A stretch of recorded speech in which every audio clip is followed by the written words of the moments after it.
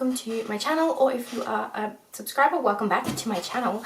Today's video is going to be this makeup look. I actually found this on, I'll leave the Instagram name up here.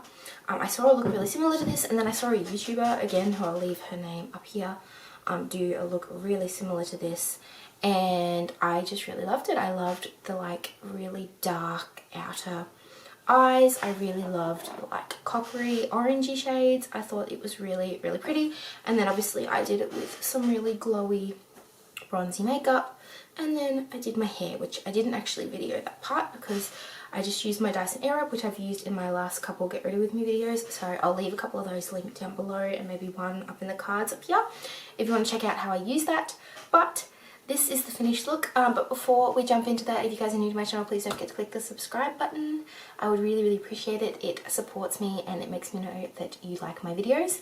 Everything I've used will be linked in the description box down below. This is a one eyeshadow palette tutorial.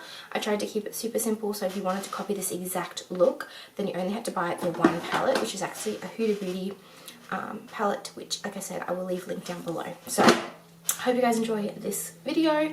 Thank you so much for watching, and let's jump straight into the makeup look.